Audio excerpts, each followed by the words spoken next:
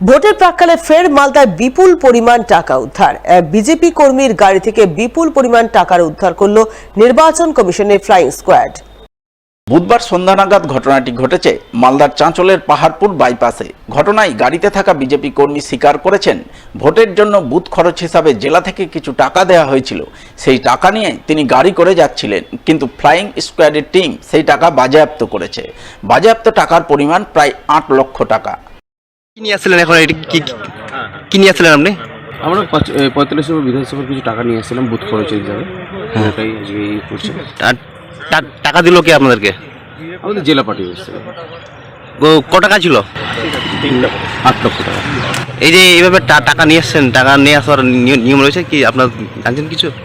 না, জানা নেই, ছিল না। কি করলো ওরা? সিজ করলো টাকাটা। আমি এখন কোর্টে অ্যাপিল করবো।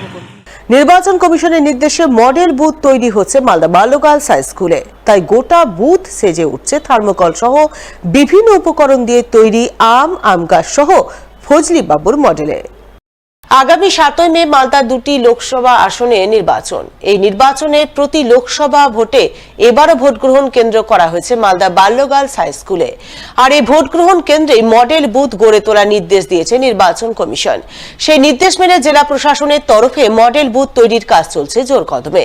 কাজের দায়িত্ব পেয়েছেন বটুক ভৈরব চৌধুরী নামে এক শিল্পী। তিনি তার সহকারী শিল্পীদের নিয়ে থার্মোকল সহ বিভিন্ন উপকরণ দিয়ে মালদার ঐতিহ্য আম গাছ ও ফজলিবাবুর মডেল বানিয়ে সাজিয়ে তুলছেন মডেল বুথ, যা ভোট গ্রহণের দিনে ভোটারদের নজর কাড়বে বলে মনে করছেন তিনি।